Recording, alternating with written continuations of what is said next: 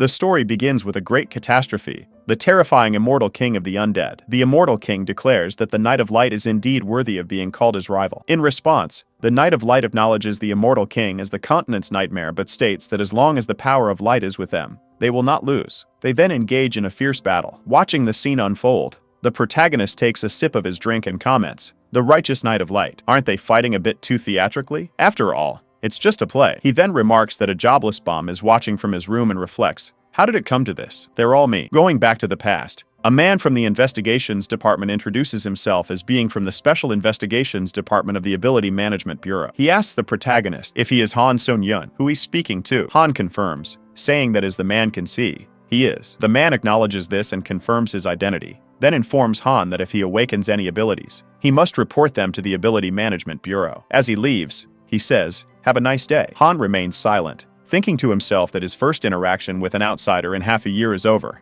meaning he won't need to open his front door for another 6 months. He notices that the food he had stored has expired and reflects that it has been 2 years since he last went outside. He's a recluse. Some might call him pathetic or weak-willed, but in his mind, he's just a victim of this messed up world. The news reporter announces, "Breaking news. Firefighters are battling a blaze at a shopping complex. The arsonist appears to be an awakened who committed a random crime before being transported to another world." Han reflects on the phenomenon of awakening. One day, humanity began randomly awakening mysterious powers known as abilities.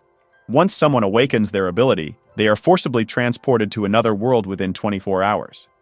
If they meet certain conditions, they can return to Earth, but only a tiny fraction of people actually manage to survive and come back. In despair, some of the awakened began committing reckless, last-ditch crimes right before being transported.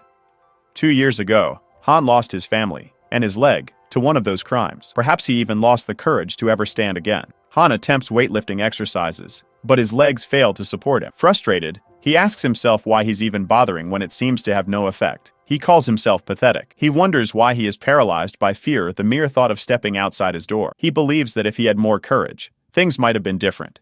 If only he could escape this damn room and go anywhere at all. At that moment, the system activates and detects a dimensional inflection point, connecting to the Akasha system. Seeing the system, Han is shocked. The system then announces the awakening of a unique skill. Han, with shock, says that he's awakening like this.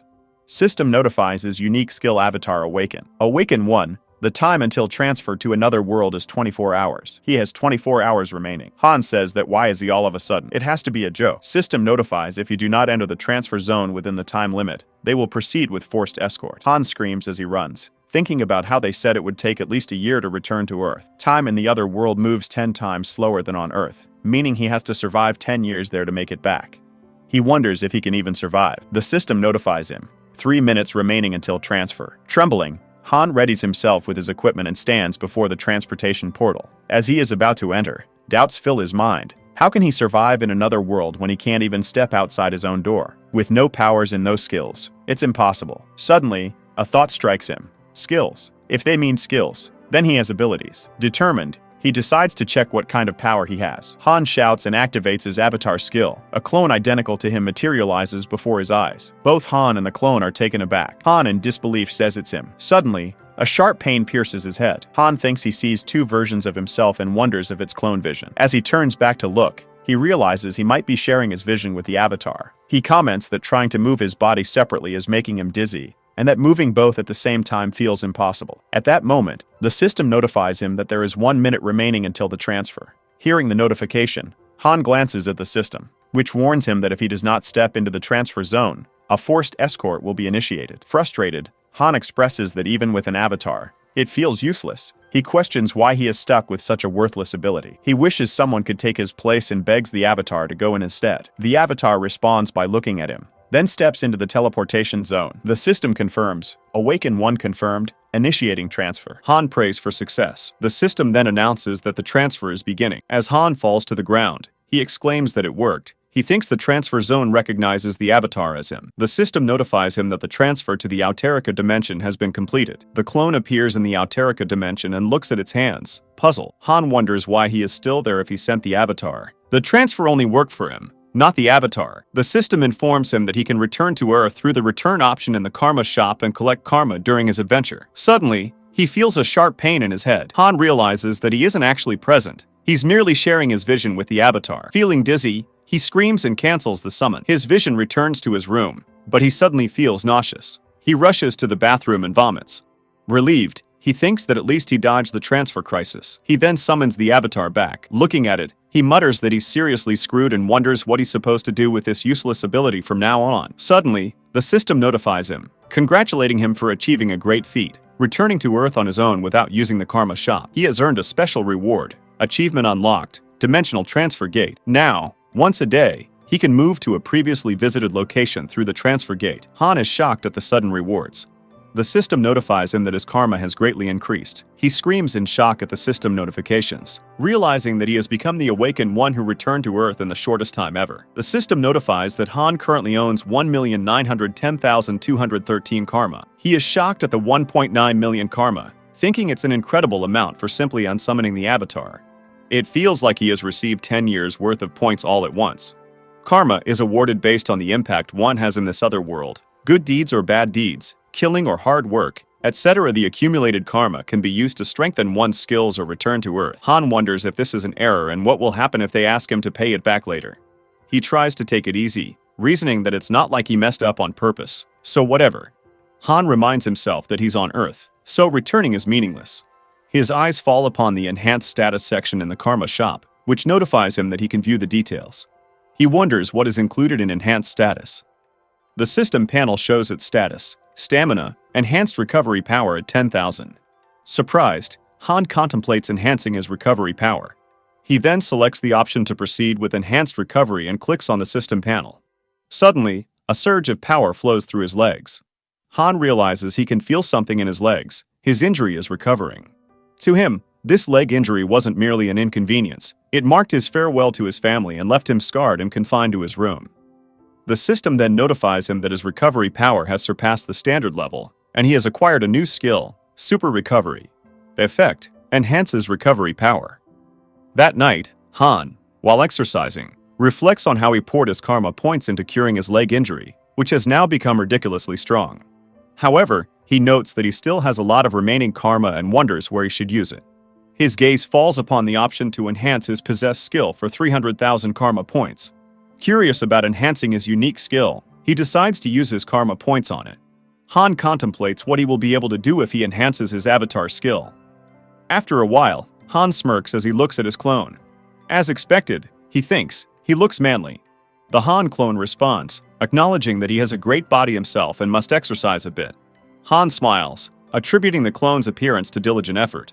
He reflects that upon awakening his avatar skill, his consciousness split into two, allowing him to move freely. The system notifies him of a new skill he has obtained through enhancing his possessed skills, Mind Hub. This skill filters out stimuli and emotions, accepting only the information he desires. Han realizes that this means he will not only be free from dimensional sickness but also won't feel pain even if his avatar gets hurt. Enthusiastically, Han thinks that he can now venture into the other world from the warm corner of his room. He imagines controlling his avatar as easily as playing a game. However, he quickly realizes this isn't the only change. There are now 3 of him. Han wonders if the number of avatars will increase as he grows stronger. Confused, he decides this won't do. They need to choose names for themselves. The 3 of them start thinking deeply. Han says he can't keep calling them Avatar. One clone admits that he lacks confidence when it comes to naming things, while the other clone contemplates various names. Han notices the names on some products. One is labeled Han's Coffee and the other Heinz Ketchup. Han declares that he knows what to do. From now on, he decides the first one will be Hans. The system notifies Hans of his profile. Common traits include Mind Hub and Super Recovery, while his individual trait is Mana Affinity. Special notes indicate that he is Han Sung-yun's first avatar. Next, Han decides that the second avatar will be named Heinz. The system updates with Heinz's profile. Common traits also include Mind Hub and Super Recovery, but his individual trait is durability. Special notes state that he is Han Sung-yun's second avatar. Han contemplates the concepts of mana affinity and durability and wonders why both avatars seem a bit crazy. He resolves that it's time to undertake the long-awaited main quest and reassures himself not to feel anxious at all. As Hans enters the teleportation portal, he exclaims, "Let's go to the other world." Han carries a year's worth of garbage with him. Han's then teleporting to the other world. Han opens the door to his house and steps outside, greeted by the sun's rays. He thinks to himself that he doesn't feel anxious at all. The Mind Hub is working properly. Noticing Han concludes that Hans must have also arrived in the other world. At that moment, Hans arrives at the other world and says that it is already night. Han remarks that nothing is likely to emerge in this peaceful-looking forest. However, that's not the case. A monster is already lurking nearby, unbeknownst to him. Suddenly, a black panther appears, startling Han, who exclaims in shock at how it could have appeared so suddenly. The panther lunges at him, and Han quickly draws a knife from behind. He prepares to defend himself with a knife. The black panther bites the knife. Han says that it's so nasty. Han thinks to himself that, as he expected, he doesn't feel fear or pain in this place. For him, it's just like a game. Han then commands the system for a mana injection, causing the blade to shimmer with energy. He stabs the Black Panther, ending its life, and manages to survive the encounter. Han reflects that maybe it's because he is still weak. The fight was extremely challenging. He realizes he would be in big trouble if he remained here and encountered another monster. Han notices a structure in the distance. After a bit of walking, he recognizes it as a village. Upon entering the village, an old man greets him as a traveler. He introduces himself as Malcolm, the village chief. The chief remarks that it's impressive for Han to have passed through a forest path teeming with monsters at such a late hour. Han chuckles, replying that he is covered in wounds because of it. He asks if he can stay in the village for just one night. The village chief agrees, stating that they should help each other out. Relieved, Han smiles and thanks him. The chief then comments that it's his first time seeing someone with Han's outfit and equipment, and he inquires whether Han has come from far away. Han laughs, saying it all happened while he was gathering various things and wandering around. The village chief nods, expressing his gladness to see an outsider for the first time in a long while. He suggests they grab a drink at the village tavern. After enjoying a drink together, Han returns to his room, lying on the bed. He remarks that they even provided him with an empty room. The more he observes it, the warmer his feelings for the village become. He wonders how long it has been since he last enjoyed time with other people. Yawning, Han comments that it was a fun day. As he drifts off to sleep, someone enters the room. He then comes back to Earth. Of course, it's the Mind Hub. Relaxing with a beer, Han declares it the best, especially while enjoying chicken after a shower during his travels in the other world. He feels a bit sorry for Heinz. He's busy with health training to enhance his durability skill. Since he doesn't know when he'll dispatch Heinz, it's good to prepare in advance. Han thinks it's nice that as much as his clones are working hard, he must learn more about what's happening in the world and what the other world is like. He resolves to play the role of the perfect commander-in-chief. Suddenly, Han feels something is off and is struck by an ominous sensation. At that moment, the system issues a warning: Avatar dead. All traits and accumulated data of the avatar will be reset. Han's eyes widen in shock as he processes the system notification, realizing that Hans has died. Han is shocked when he receives a notification that Hans has died. He exclaims that Hans was just in the village, but now he's dead. As expected, Han suspects it must be that old guy's doing. He wonders if something was mixed into his drink. Han regrets being too complacent in such an unfamiliar place. Suddenly, Han realizes that he's reconnected with his avatar. The village chief, looking at Hans. Corpse comments that he thought Hans would be a useful guy, but he turned out to be completely ordinary. The man beside the chief agrees, saying he was right as they observe Hunk's body. The village chief notes that since Hans had passed through the village's forest alone, he thought Hans might have some talent, but instead he's just an elite skeleton. Han connects with Hans's skeleton and is confused, thinking, "What is this?" At that moment, the system notifies him that the individual's race has been changed to undead, and that he has obtained a special skill, Decomposed Heart. It displays H's profile showing his new race as Undead Elite Skeleton, with common traits like Mind Hub and Super Recovery, and individual traits such as Mana Affinity. Han now pale-faced wonders if he's truly undead. The system further notifies him that due to the effects of Mind Hub, his mind hasn't been corrupted. Han thinks, what the hell is this place and where he is now? Suddenly he notices something and turns to the side. He sees a couple of undead and shocked thinks, what the heck are these things? Han wonders if those bastards turn the entire village into undead. Just then, Jeffy enters the room and Han wonders who he is. Han upon seeing. Jeffy thinks he's the same guy who was in the tavern yesterday. Jeffy, sighing, says, how long must he be confined in this remote mountain area? Han wonders if the people he saw earlier are all black magicians.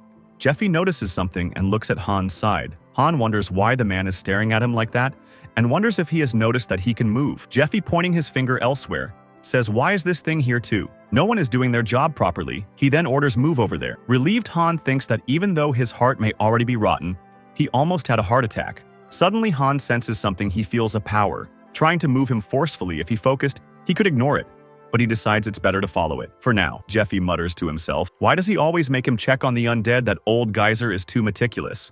He then leaves the room, slamming the door behind him. Han thinks that the power felt extremely familiar. It's the same power controlling his undead body. He wonders if, thanks to his Mona affinity trait, he's figured out how this power works. Han then speculates that he might even be able to control the other undead. 1 week later, in a storage room, Han diligently practices sitting upon piles of boxes in front of a skeleton. He releases a long breath with eyes covered in an aura. He looks fiercely. His gaze falls upon the skeleton's body. Han intensely stares at the skeleton. The skeleton then slowly gets to its feet. Han thinks that he has finally been able to control the other undead. He thinks this is a bit too much, although it is extremely clumsy. Han thinks that, moreover, he can only move one undead. He wonders if this is the limit of an elite skeleton. Suddenly, he notices noises. He looks down at his leg and a small rat bites him. Han swiftly catches the rat and internally thinks he has finally caught the little creature. Han thinks it's the brat who's been scratching his heel for the whole week. He thinks it is a tiny thing, quick as a flash. Realizing something, Han contemplates its small size and speed. He thinks if it's this thing instead of a human, he has a chance. He summons the aura to his index finger and internally thinks if he should give it a try. He then does something to the little rat that's in his mind, and the little rat screams in pain. A while later, it is completed. The rat stands up and its eyes turn red. Han thinks it's a success. As the rat leaves, Han encourages it to go. He even gives a name to the rat. Alfred. Han thinks that it's time to begin the operation Night Watch, where nighttime conversations are overheard by the rat. The rat slowly moves, checking its surroundings. Jeffy, opening the door, says to just wait and see. He's going to make sure to deal with the old gear. Han thinks this guy is always complaining. Han thinks about what's in the other warehouse and wonders if it's another undead. He considers whether he should follow him. A strange aura releases from the room. Han notices it and thinks, what's this? Even if he neutralizes his emotions with the mana hub, he can still instinctively feel it. It's dangerous to approach any closer, the man says. Good job, Jeffy asks, just when the ripening process will end. He says that whether it's the fragment of the immortal king or whatever it is, he feels like his lifespan is being sucked out whenever he goes near it. The man replies that it should be, soon as the master is stuck there. Jeffy then asks if it's not funny that they're guarding this side too. Not only the village, but also setting up traps in every building who will sneak in. Anyway, Han, hearing all this internally, thanks them for the useful information. He thinks that what he saw earlier must be the fragment of the immortal king. Han wonders where else he can gather information and where that village chief bastard could be. Suddenly, an attack comes and pierces through Alfred's body. Alfred's body sheds blood as the village chief slowly walks toward him. The village chief says he was wondering what it was, but it was just a rat. Han frustratingly thinks if he got caught observing Alfred, the village chief notes that it's an undead. He doesn't feel the energy of black magic, but its body is strangely filled with dark mana. He wonders if it turned into one naturally due to dark mana. The village chief states that there's only one place overflowing with dark mana here. He then asks if Jeffy was the one in charge of the warehouse today. Seeing the village chief, both of their faces pale, and they call him Master. Han apologizes to Alfred, saying he'll make sure to take revenge on his behalf and tells him to just watch over him. That morning, Jeffy kicks open the door. He says, who would have thought a rat would crawl out of there? What's the problem with one rat? He curses at the blasted old geezer and angrily yells at the undead standing around. He orders them to line up. Jeffy yells foolish things as he beats the undead, saying, stand properly. When one undead falls to the ground, he grabs its hair and says, who do we have here? Isn't this the arrogant Jesse who rebelled against me? Jeffy asks if Jesse didn't say he wouldn't let him be if he messed with his family. Laughing, Jeffy tells Jesse to repeat what he said back then. Jeffy smirks and says he remembers now. Leaving the undead, he adds, it's no fun. It was fun when we hunted down every single bastard in the village. Suddenly, the undead opens its eyes and stands up. Jeffy says mockingly, he must still be happy because he's with his wife. He wonders if that's all, considering that other families have young children too. The undead reaches for Jeffy and tries to bite his neck, successfully sinking its teeth into him. Jeffy falls to the ground, exclaiming, what's wrong with it all of a sudden? He commands the undead to stop and screams, stop! Cursing, Jeffy tries to cast a spell at the undead, but suddenly another undead comes from behind and covers his mouth. His eyes widen at the situation as the other undead slowly walk toward him, surrounding him and attempting to bite him. Eventually, they kill Jeffy. The one controlling them is Han, with fierce eyes filled with aura. Han declares, this is the beginning of the victim's revenge. It must be Heinz who arrives at the village, and of course, it's Han who orders what to do in their plan. Heinz tells them that his little brother is in the village. The guard replies that they didn't say they left not too long ago and questions what makes Heinz think they should let an outsider in so carelessly. Heinz responds that, at the very least, they should let him see the village chief. The village chief appears, asking what all the commotion is about, and introduces himself as the chief. The two guards remain silent. Heinz greets the village chief, who is taken aback upon seeing him, and asks who he might be. Heinz explains that he thinks his twin sibling Hans is somewhere around here. Meanwhile, Han enters a basement room and thinks that having two bodies sure comes in handy at times like this. He notes that, thanks to Heinz distracting the old man, he got in easily. Looking closely, Han realizes that it is the fragment of the immortal king. He can feel its overwhelming power and wonders if it's absorbing the dark energy from the undead around him. However, dismissing that thought, he figures it's more like resonating to fill in what's lacking rather than absorbing. Han observes that everyone here looks insanely strong, thinking that the place he was in before was just a warehouse for rejects. He gets angry at the thought and grabs the fragment of the immortal king, reasoning that one shouldn't be picky with their meals. As he inserts it into his heart, he wonders how bad this junk food will taste. A surge of energy starts to surround Han and bursts into him. On the other side, Han chats with the village chief, laughing. He says that, as they can see, they're twins, which means they can always tell where the other is. The village chief, also laughing, says that it's quite hard to believe. Suddenly, the village chief notices something wrong with the fragment and exclaims loudly. Quickly changing his demeanor, he orders the guards to kill Han. The guards turn to Han angrily, their spears aimed at him, ready to attack, but no one expects the win. With blank faces, they ask, "Where is he?" Meanwhile, inside the basement, Han, who is merging the immortal king fragment into his body, hears a voice echoing in his mind. "Kill everyone. Shroud this land in despair. Hate all the living and kill them. The more the world is steeped in death, the stronger he will become." Han, holding his head, feels an overwhelming flood of negative emotions rushing and relentlessly, even though they're being filtered by his mind. The intensity is unbearable. He wonders if anyone could withstand this without losing their sanity. Screaming loudly as the negative emotions intensify, a huge aura pours upon him. After the process is complete, the system notifies him. The entity has met the conditions and is evolving. Entity information: Immortal Mage. Demonic notable information: its rank has increased due to the power of the fragment of the Immortal King. 1/3 of the dark magic latent within the fragment has assimilated with the entity. Special skill acquired: Evil Wisdom. Notable information: this grants absolute understanding and talent in dark magic. The man guarding the door sighs and curses, muttering that Jeffy couldn't even manage a zombie rat, and now he's got this mess to deal with. The village chief connects with the man through telepathy or sound transmission or whatever means and curses at him. The man replies that he understands but insists there's nothing wrong. The village chief tells him to stop talking nonsense and check the fragment first, then contact Jeffy. The man agrees. Peering into the room from outside, he calls out to Jeffy, asking him to check the fragment quickly. Hearing no response, he asks again if Jeffy can hear him. At that time, someone was standing in front of the door engulfed in aura. The man, seeing the figure, asks, "Why is he not answering?" Suddenly, the undead from the inside try to grab him, but since they're inside the room, they can't reach. Shocked, the man screams. Han, emerging from behind the group of undead, greets him, saying, "The weather's really nice today, isn't it?" The man, stunned, thinks to himself, "This can't be real. How is it even talking?" Preparing a bell in his hand, he throws it at the undead, shouting, "Get lost!" But it has no effect.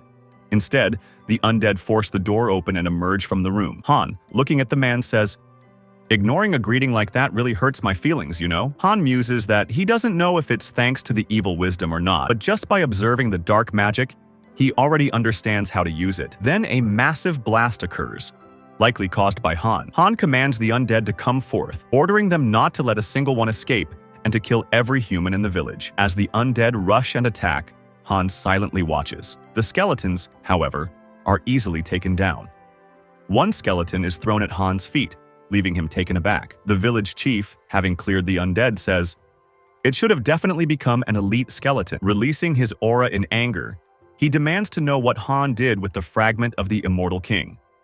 The village chief, in a vow of defiance, says, "Elder Marcos Gali." Han greets the village chief, saying, "It's been a while," and asks, "Do you remember me?" Han adds that, thanks to the chief, he lost his heart, so he picked up a new one from the warehouse. The village chief, furious, exclaims that Han fused the fragment of the immortal king with such a lowly body and yells for him to die in his rage. The village chief uses the finger of death, sending an aura rushing toward Han, striking his skeleton body and causing his left hand to fall to the ground. Han, unfazed, says, "Doesn't the old man know it's polite to wait and not attack while someone's talking?" The village chief shouts at Han to shut up, declaring that he has poured every resource he had for a year into the maturation process. He was so close to obtaining power stronger than anything, and angrily states, "This isn't something that should end by merely turning an elite skeleton into a demoli." The village chief then casts Thorn of Darkness. Seeing it, Han thinks, "Isn't that like putting a high-tier enchantment on a beginner's club?" Shielding himself, Han says,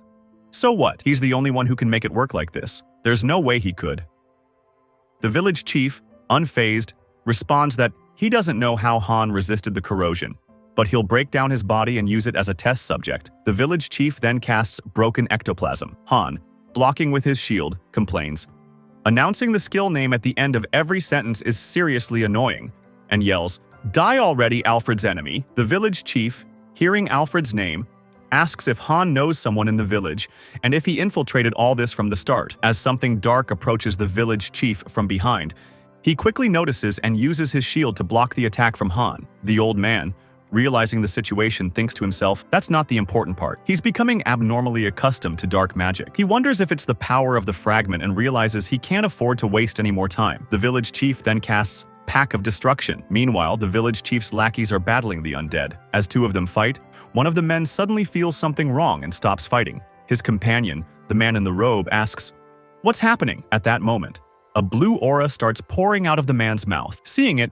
the man in the robe is shocked. Suddenly, the same thing happens to all of the village chief's lackeys. Watching this, Han thinks to himself, the souls of the dark mages are being drained away. The village chief casts Crown of the Broken, followed by Resting Place of the Dead. Han, enraged, asks if the village chief is amplifying his power at the cost of the dark mage's souls. The village chief angrily yells that Han might have endured well with the power of the fragment, but now he must die. He casts Flame of the Soul, drenched in darkness. Han, unimpressed, attacks the village chief's heart with only a small amount of power, piercing through it and preventing him from casting any more spells. Han remarks, "I almost fell asleep listening to the skill name. Let's just finish this." The village chief falls to his knees. Han comments that, thanks to him, he's been learning dark magic really well. The village chief, gasping, says that to die like this feels so futile. Then he dies, looking up at the sky. Han thinks, if Alfred is watching, I've made sure to end the revenge, so rest in peace.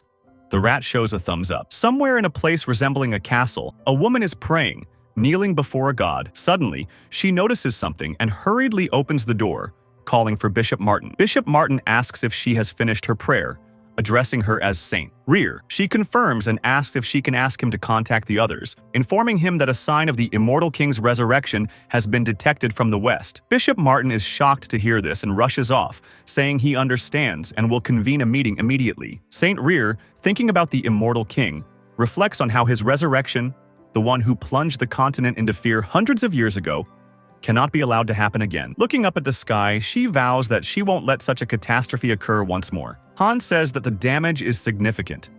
There were a few hundred undead, but they were almost all wiped out. Han states that if one's troops are reduced, they should just replenish them.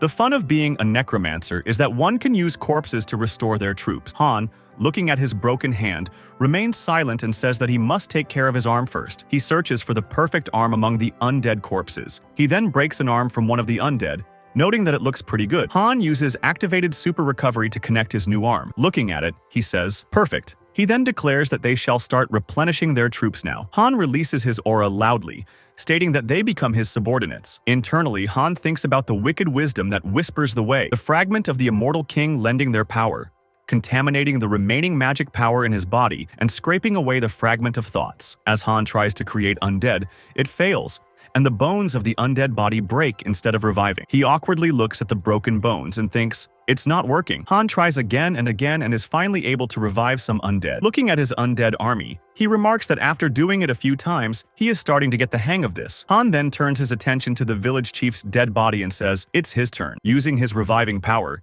he intends to turn him into an undead with a soul and try to extract information from him. However, as Han tries to revive the undead, he notices something amiss. Looking at the old man, Han realizes that this old man doesn't have a soul. Observing the formation in the old man's chest, Han concludes that it seems like his soul was artificially extracted through this magic circle. This must be some sort of security measure from a secret organization. Given the scale of their operation, it would be more surprising if they didn't have any precautions in place. Still, it doesn't matter. He can use the body. Han once more, using his reviving power, thinks about turning the old man into a top-tier undead with both self-awareness and strong fighting skills. He aims to contaminate the remaining magic power in the body, gather Malcolm's remaining thoughts, and implant his ego with that. The revival successfully completes, and the old man awakens with burning eyes as an undead. His rank is Death Wizard. Bowing to Han, the old man states that he awaits his orders. Han places his hand on the old man's shoulder and enthusiastically remarks that not only does he possess self-awareness, but he also knows how to speak. Han declares that the old man's name is Malcolm, instructing him to obey his words. Han then playfully hits Malcolm on the face and demands that he answer him. Malcolm replies, yes. Han reflects that while Malcolm doesn't have any memories of his past life, it doesn't mean the crimes he committed have disappeared. Giggling to himself, he thinks he will continue to harass him from now on. Suddenly, Han calls out Malcolm's name. Malcolm responds, saying, yes. Han comments that the cane looks pretty nice. In response, Malcolm trembles in fear. Han stands in front of the undead skeletons and recalls that one of them is the young zombie who killed Jeffy alongside him. He places his hand on the young zombie's head and thinks, may he rest in eternal peace with his family? With that, Han incinerates all the undead skeletons, watching as they burn.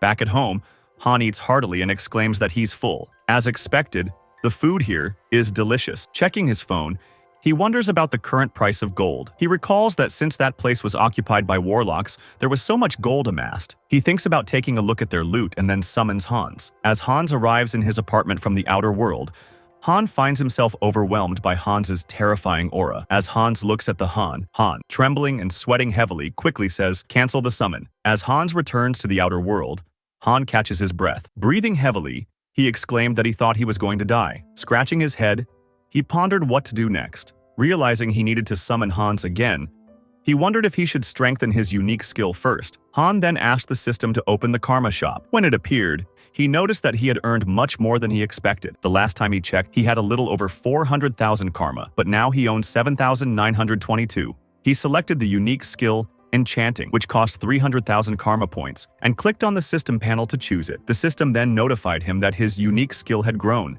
increasing the number of avatars he could have. His mental strength had also exceeded the standard, and he acquired the skill Serenity. This skill prevents the mind from being swayed by external stimuli and protects against mental attacks. With that, Han summoned Hans back and filled the bags with gold and jewels. He thought about how he still felt fine even while standing next to Hans. Unlike Mind Hub, it seemed that Serenity could also be applied to his main body. It was strange how he always seemed to acquire the skills he needed. Once he finished organizing, he said, all good, let's go sell the gold. Han went to a jewelry shop and placed all the gold and jewels in front of the buyers. The manager and workers were shocked, unable to withstand the brilliance of the gold. Han instructed them to deposit everything into his account. As he left, they bowed and thanked him for his patronage. Han waved his hand as he departed, encouraging them to keep up the good work. Han thought that, in case of an emergency, he had hidden Hans in his shadow using dark magic. He even put a mask on him just in case he needed to summon him quickly. Smiling, Han reassured himself, thinking he was worried for nothing. As he relaxed for just a moment, suddenly, a massive blast erupted from the store where he had handed over his gold and jewels. Startled, Han turned around to see a monster emerging from the destruction. A wolf-type monster exclaimed that they had hit the jackpot today. The monster collided with a human and attacked the store, bragging about finding so much gold in such a remote place. The masked man beside the wolf told him to save the bragging for later and to hurry up and escape. The wolf replied he knew,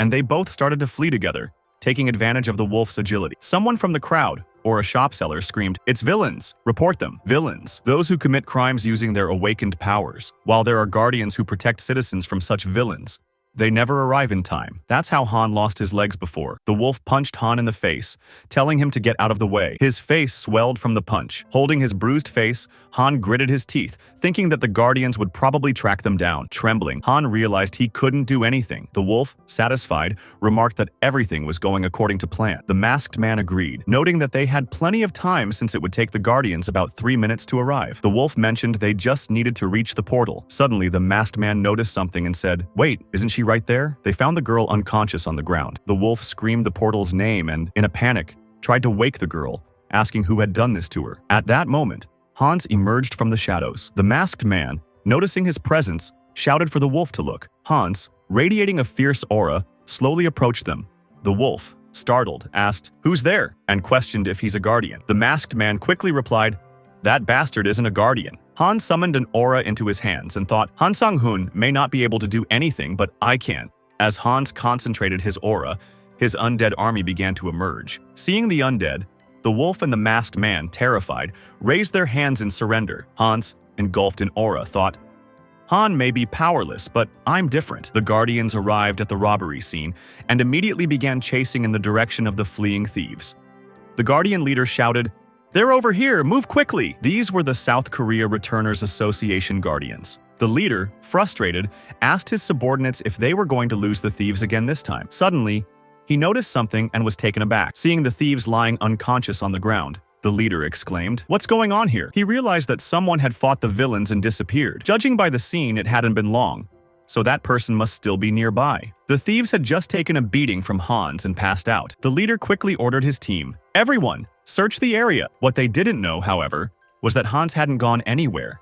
He was still there, concealed in the form of a shadow. Slowly and stealthily, Hans moved as a shadow and merged back with Hans's shadow. Stretching his body, Han remarked that it was refreshing. As he walked back home, he mused that relieving stress like this from time to time might actually be a good idea. Han arrived in the outer world with Hans's body. He enthusiastically looked at the town's entrance defense wall. The system notified him. Han Xianghun's second avatar, individual traits, durability. Looking at the town, Han said that he's finally here. Laughing, Han recalled the old man's words, thinking, "A town, indeed. There's one if you go up east." Han says that Malom, that old geezer, wasn't lying after all. Giggling, Han enters the town saying, it's finally Hans's debut in the other world. Han notices the deserted town with no people on the roads. He wonders why the town is so empty, commenting that they don't even conduct checks or seem interested in foreigners. A group of thugs yells at a little girl, accusing her of joking with them. Han, turning back, looks at the commotion. A bald man asks if he didn't already warn her. The girl, apologizing, asks for just a bit more time. The bald man tells her to keep in mind that the two of them ought to pay them 2 silver coins in 3 days. If she doesn't bring it in 3 days, they'll have no choice but to act. Han thinks, city thugs and an exploited young girl, what a tiring cliche. He decides it has nothing to do with him. The thug angrily pushes the girl, causing her to bump into Han. Bowing, she repeatedly apologizes to Han. Coldly, Han calls out to her, asking if she knows the town well. Internally, he thinks that he does need a guide anyway. The girl, taken aback by the sudden question, addresses him as a Jesse and asks who he is. Han, showing some silver coins, says he's soon to be her employer. Han asks if they should discuss the working conditions. The girl's eyes glow with interest at Han's offer. That night, the girl takes Han to an inn and says that this will be one of the better places for him to stay. She asks if he likes the inn. Han internally notes that the girl's name is Diana. She mentioned that she's been earning a little money to take care of her sick younger sibling after losing her parents. She also explained that she met him when she was in trouble for not being able to pay tribute money. Han tells her it's good and asks her to come to him once she wakes up tomorrow. Lying on the bed, Han thinks that she's going to become his guide every day for 2 silver coins. He tells himself, whatever, I'll just think of it as doing a good deed, even if I get ripped off. Let's sleep for now. After a few hours of sleep, Han wakes up and complains that the bed is so uncomfortable he can't rest. He hears noises, looks outside through the window, and notices something. Diana is sitting outside, sneezing constantly due to the cold weather. Seeing her, Han calls out to her. Diana, with a bright smile, says, "Good morning," to Han. Han yells, asking why she's waiting for him at dawn. Later, sitting in front of the food, Han yawns and tells her not to wait for him early in the morning anymore and to come during lunchtime instead. Diana, happily eating, calls him a Jesse and agrees. Annoyed, Han reminds her that he told her he's not an a Jesse.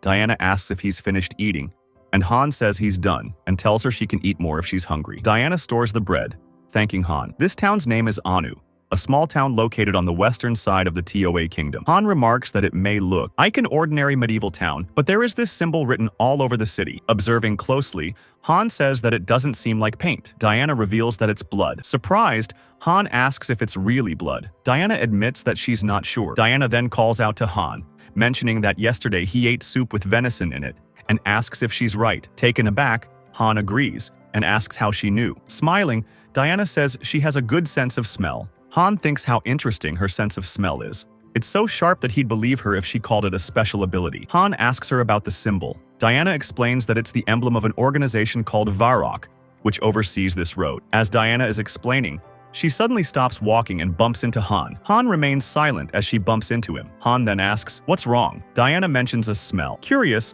Han asks what she smelled this time. Clenching her fists, Diana says the scent of freshly baked bread, insisting that he must try it while in this town. Han is taken aback by her. His face blanks. Han says that she just ate moments ago. Diana responds that she can eat everything. Meanwhile, in the Windy Valley, someone gets murdered and pulled inside a house. A few days later, Han, waiting for Diana, says that she's never been late to their appointments and wonders if something happened. At that moment, someone calls out to Han. As he looks, it turns out to be those thugs. The bald man says they should talk. Han internally thinks, is the inevitable finally here? Han, handing over some silver coins, tells them to take these. Smiling brightly, Han says, "It's a small amount, but I hope it helps with keeping public order." The man remarks that they could truly understand each other well. Han internally thinks that he brought the coins for times like these. Han notices the man has the same symbol as the one he saw on the walls. Han remembers Diana's warning not to even think about lurking in the back alleys, and that it would be better if he left the city as soon as possible. Han wonders how much they harassed her for her to be so afraid of them. One of the men asks the bald thug why Hyung Nim captured that little kid. The bald man responds that he doesn't know. They just do what they're told. Han thinks about the little kid they mentioned and wonders if these thugs got Diana. Loudly, Han shouts at them to wait. The thugs angrily turn back to look at him, clenching their fists. Han, internally thinking, screw it. In situations like this, momentum is important, says that if it gets dangerous, he'll just cancel the summit. Han then says that he's curious about something. Suddenly, Diana calls out to Han, calling him a Jesse. Han, taken aback with a pale face, turns back and calls out Diana's name. The two thugs, clenching their fists, glare at Han and ask what their bro here is curious about. With a pale face, Han looks back and says he was going to ask if the silver coins he gave them were enough or not. Lastly, Han respectfully adds, calling them sir. Han, holding his money pouch angrily, says that they took everything. He throws the pouch away in frustration and exclaims that Diana is late, way past their meeting time. He questions why she hasn't shown up and angrily asks if she knows how much money he spent trying to find her. Han furiously tells her that she has no food for today. Cheerfully, Diana explains that her little brother has disappeared. Crying and wiping her tears, she says that he had recently gotten healthy again because of the food Han had been providing, but now she can't find him anywhere. Han recalls the thug's words with the bald man who asked why they captured the little kid. Han starts thinking about the possibility that they were talking about Diana's brother. He asks if it was Varrock, and considers the probability that they took her little brother. Han mentions that he overheard them talking about capturing a little kid. Diana's expression changes dramatically upon hearing his words. Holding her head, Diana starts crying harder. Concerned, Han tells her not to worry too much and reassures her that if they demand a ransom, he'll pay it for her. However, Diana, still in tears, says that if Varrock really took Eren, her brother will die. She explains that what they want is blood, not money. Han, taken aback by the mention of blood, asks why they need it. Diana reveals that this town is a food storage for vampires. Elsewhere, a mysterious figure remarks that the smell of dark mana is pungent. The figure is now in the same place where Han was before, in the village. The mysterious person wonders if there is an internal conflict because of the fragment of the immortal king. He expresses disappointment, as he was planning to take the fragment once it had fully matured. The mysterious person is revealed to be a vampire. Smiling, the vampire admits that he doesn't know who got the head start, but he knows where they went. Confidently, the vampire says he'll catch them in no time. This vampire seems to be an enemy Han will have to face in the future for the sake of Diana and her brother. All organizations are run by vampires, including Varrock. Even if you try to escape from the city, there is no way to survive.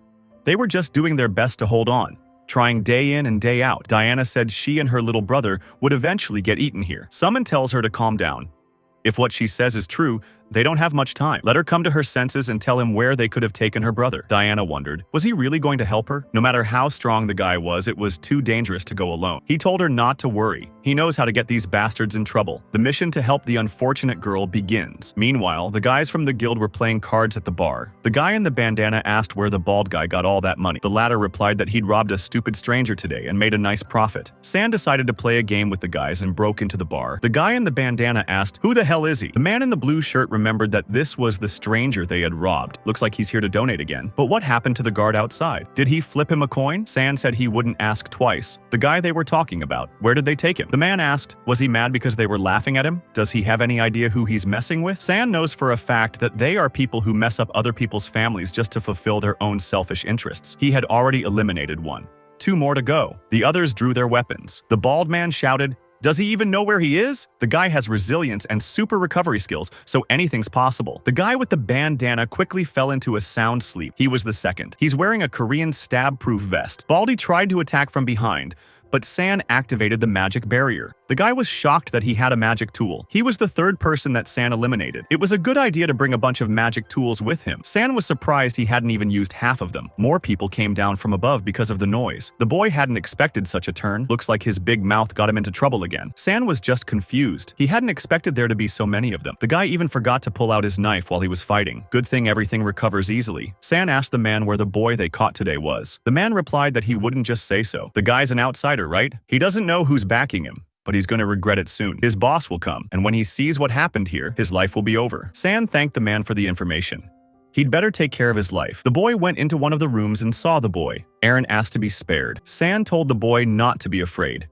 His sister asked to be saved. He will explain everything in detail as they leave. They need to hurry. A bat came in through the window. Looks like it's the vampire. He asked, who is he to touch his food and in his restaurant? Who is he? Of the oath of disobedience? Or maybe this child's brother? Su R. Young replied that he was just a stranger who had been robbed by his men. The vampire said, it was very boring. He prefers boys as food, so don't worry. He'll just die here. San immediately covered the boy with his body. It looked like it was alcohol. He asked if the boy was okay. This is his chance. Let him go outside sooner rather than later. The vampire wondered how he managed to dodge it. He didn't expect San to be so quick. Before eating, it'll warm up nicely. The guy yelled for him to leave quickly and not come back. The vampire fires. His body is strong, and his ability to recover is impressive. The guy realizes that their difference in strength is too great. It's not a planned meal, but he thinks it's going to be delicious. If the vampire wasn't going to mess with him, he would have died a long time ago. He can't just sit here and do nothing. The vampire thinks he needs to check his bones before he eats. His pointless resistance was over. Now he would pay for it all. San thought that if there was a difference in style, then they should just die. The vampire didn't realize what it was. A tool of fire magic? Had he been hiding it all this time? As he was slumped on the floor, he saw the alcohol spreading on the floor.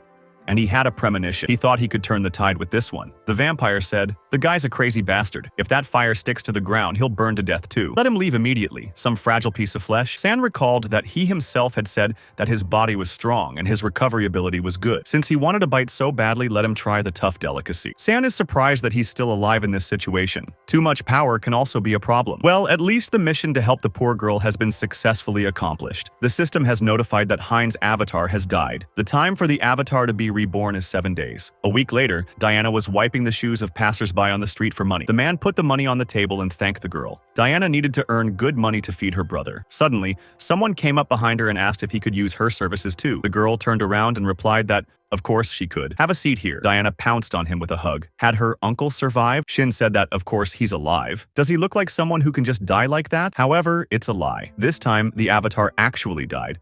So Diana definitely had time to worry. It took the avatar a full week to be reborn. Kohan created a new avatar and named it Heinz number 2. Object characteristics. Acceleration. Special note, the 3rd avatar is from Hungan. He was in such a hurry to get here. The girl probably won't notice that the guy is a different person, as long as her soul essence is the same as it was then. So she trusts him. Diana said he can't come here anymore.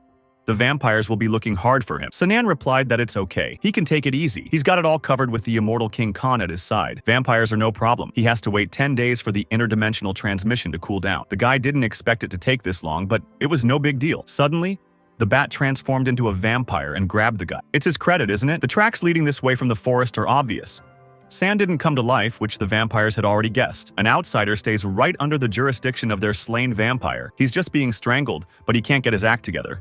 What is this power? Is this guy a monster? The vampire said he couldn't feel the aura of dark magic, nor could he feel the blood of his kin. The guy asks what he's talking about. San doesn't know what kind of trouble he's in because he was just sleeping. The vampire asked, really not getting it? Without thinking for long, he bit his neck. In that case, I'll ask again, but slower. The guy can't lie to him anymore. The system notified that the entity's species affiliation had been changed to vampire. He had gained a special skill with labor, lesser blood. The super recovery skill changed to regeneration. The vampire asked, Was he really not bound by a vow of disobedience? The guy didn't understand the pressure. Was he their authority? His blood screams that he must submit to this supreme vampire. The boy replied to Lord Vic that he was only a simple traveler. Fortunately, he can ignore it. The mind concentrator acts as a sort of filter, sifting through the subjugation instinct that lives in his blood. Lord Vic says he seems to have made a mistake. Tell him to follow me. There's something we need to do. That suits the guy. Might follow up and dig up some information. The Varos Slack clan is the headquarters of the Anu branch. Those present bowed and greeted Lord Vic. People were talking about the guy all over the place. Who is he? Lord Vic knew lesser blood. What was he thinking, agreeing to such a lowlife? The vampire girl greeted the boy. A new lesser blood. What was that feeling after a long time? Her name is Rosila. And what's his name? The first thing the guy thought was, who is this drunk? He replied that his name was Hein. The girl said, don't be so tough. We're of the same blood, right? It's a freshly squeezed smoothie from who knows what. San thought he'd better drink it to avoid suspicion. Even after going through the mind concentrator, he feels such a thirst for blood. Just drinking it is dangerous. Better to block out the taste and smell and then drink it. San replied that it was good. Wasn't he her type? If the guy was human, she would have sucked him dry. San asked, she calls him a lesser blood? What does that mean? Rosila asked, didn't he know anything about the ranks of vampires? Lesser blood is like a knighthood among men. Pure bloods like Lord Varric are nobles. Clan heads, known as true bloods, belong to the royal family, and then there's holy blood. But that's just a form of faith, their progenitor, and the one they must absolutely obey. Lord Vic said, since everyone was already gathered, we could get down to business. The immortal king's fragments that were at the oath of disobedience. The girl's name is Pear. She's a purebred vampire. It was exposed the last time he was headed toward this town, but at some point, he disappeared without a trace. This guy's name is Tioli. He's also a purebred vampire. There's a chance they've already entered the city. San asked, what about the fragments of the immortal king? Rosila was surprised that the guy knew about them. The dark mages in the neighboring village were cultivating fragments of an immortal king. Were these guys really a deviant oath? Starting today, each of them will thoroughly investigate their assigned areas and report immediately if they find anything suspicious. Rosila said that if she wandered around the city during the day, her skin would burn. Shin said that he feels weak when exposed to sunlight. The girls swept up that even the pure-blooded lady, Parita, had gone on a search, so they can't sit idly by anyway. It's amazing that the fragment disappeared so easily. Transferring their fragments here was a waste of effort. San wondered why she said they were theirs. What did the girl mean by that? Rosila thinks that dark mages would fuse with their fragments after cultivation. Sanan realized that there was probably only one pure blood guarding their fragment right now. The guy asked, did she happen to know where the fragments were located? Rosila just smiled and said, could someone like me even know that? Sanan decided to approach Diana with the same question. Diana replied that she seemed to know where the fragments of the immortal king might be. She's not sure exactly, as it's been a while, but about a year ago, she was making sure the tomb was clean every Friday. Members of the Varric Guild came there. They visited the stone chamber, but every time, there was some stinky odor inside that chamber. Some thought that he should definitely investigate this place. The guy thanked her for the interesting information. I will investigate it myself. Let them keep their heads down. Diana said there was something wrong with him. He smelled different. Her nose never seems to let her down. Sanhan decided to show her his teeth. He's changed a bit, but it won't affect her. She can take it easy. Diana said he'd get sick. Let him drink her blood, but let him take a little, just a little. Only 500 milliliters allowed. San stroked her head and said that it was enough of wasting his time. Let her tell him where that place was. Meanwhile, Lord Tiapo fought a mere mortal. The guy has one shot at it. If he can touch it, he'll be spared. But unfortunately, it didn't work out. Lord Tiapo can control blood, and the boy is caught in his web. The Lord told his subordinate that it was too boring for him. Have him clean up the trash and bring someone stronger for the next sacrifice. Suddenly, several skeletons burst into their midst. Lord Tiapo didn't understand where they had come from. The Lord shouted to all his servants to protect him. Let them get rid of those horrible skeletons. Dark magic appeared before his eyes. What was he? The necromancer from the Oath of Defiance? How does he even know about this place? And what does he really want? Since he won't answer my questions nicely, I'll ask them to his severed head. Lord Tiapo destroyed several skeletons with his wave of blood. The necromancer decided to upgrade his skeletons by making their bones sharper. It attacked him from both below and above. It seems the spell is too fast and impossible to dodge. Suddenly, San appeared and repelled all the bayonets.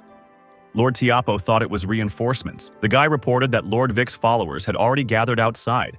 He came first to help him. The Lord replied, fine. Let him help. This Demolai is strong enough. We need to buy time for reinforcements to arrive. But suddenly, he felt blood on him. San decided to eat his blood. Dark magic gripped his hands.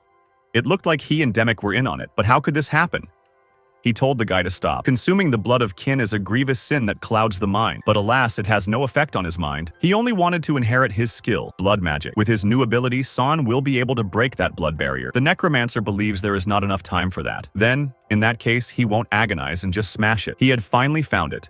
The second shard of the immortal king. The undead tried to possess her, but unfortunately, it failed. Even if one sifts out the negative thoughts using the mind center in this shard, there are too many of them. He needs the mental strength of all the clones. They all focused on Hans. Upon seeing this ominous fog, Lord Vic realized he was too late. He ordered everyone to focus on the target and fire with all the forces that were left. With one swipe of his hand, the undead took out one of them. Vic knows what that silhouette is. The regeneration skill evolved into a special immortality skill. Now he has inherited a special skill called Forbidden Knowledge. His name is Arkit. The boys saw a fire in the village. What on earth was going on there? The servant informed the gentleman that the place was near the city of Xanthi. The man ordered the horses to turn. They must return to the cathedral immediately. He should report the apparition to the saint. It's some kind of dark magic. It's not just usual ash, it's a sign of the resurrection of the king of monsters. Lord Vic is shocked. Now, 10 times stronger, with special properties, and with the power of the immortal king's fragment, his rank increased and his hidden dark magic increased. As long as the source is not destroyed, it will be endlessly reborn. He finally achieved a full understanding of dark magic and inherited all the secrets and knowledge. Lord Vic realized that he had comprehended the essence of dark magic. Was this really the end for them? The deputy thinks they need to get out of here now, but he can't exactly go anywhere else. The dark magic just pierced through him. The undead said that he was definitely stronger than the other purebloods, but right now he's nothing more than a simple bloodsucker. Lord Vic said, "He has such overwhelming magical power. Has he completely absorbed the fragment? How could he endure so much anger alone?" Sans vampire came up behind him and said he wasn't alone. His essence matches the conditions and grows. Special skill bloodline. Lesser blood evolved into a pure blood bloodline. Now his clone has become a purebred. He can grow even faster by absorbing his kin. Rosal asked Lady Pitha what they should do now. The girl thinks that if she were here, they wouldn't have been defeated so easily. Lady Parita said that even if Lord Vic was defeated, this opponent was not one to be underestimated. There was too much magic in the remains. The opponent was too overwhelming. The sun is rising right now. They need to get back to the main base quickly and request reinforcements. The man thinks they can't follow him.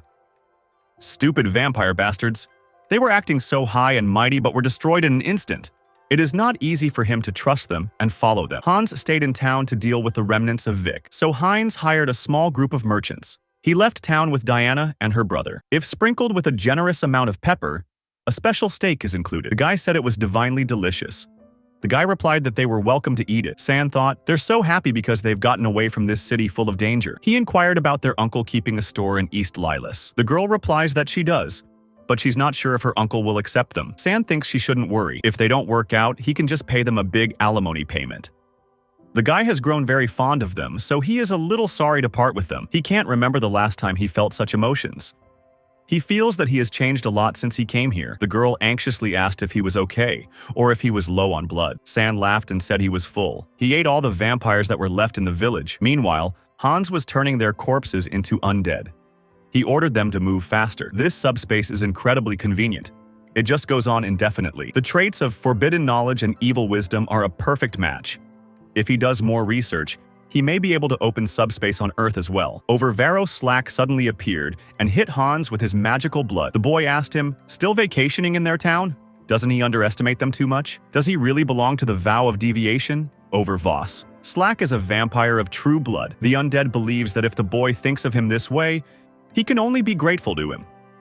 His name is Hans, a proud member of the Oath of Defiance. The boy said that was a lie. Their shelter had already been attacked by someone else and turned into a complete ruin. So he's the one who stole the Immortal King's fragment and escaped. Although it doesn't matter anymore. He's going to die here anyway. It was close. Hans managed to dodge. A true blood is definitely not an easy opponent. Over said he wouldn't let him escape so easily. The best blood sorcerers of his clan had already created a barrier. San realizes he can break through if he tries, but he needs time to get used to his new power. The boy said he would smear it through and personally retrieve the fragment. So he's only got one option. The undead said, he was Hans of the Deviant Vow. He may think he's the death of him. He'll back off for now, but next time he'll come for him. The villain's trademark call canceling. He decided to make a dramatic exit. The guys didn't understand at all what he had just said, but it sounded lame. Over didn't understand. How had he even managed to get out of their barrier? Suddenly, one of his men was shot with the paladin's sacred silver arrow. The aide informed the lord that they had a big problem. The Order of Paladins of the Church of the High God. They surrounded the tomb and are closing in. Oh, what the hell did the damn lich do, or the reason he stayed in the city and delayed them in doing so? No matter where the bastard ran off to, however, he was sure to find him and kill him. Sun Han was very happy to see him. Han said that canceling the call was just a cheat code.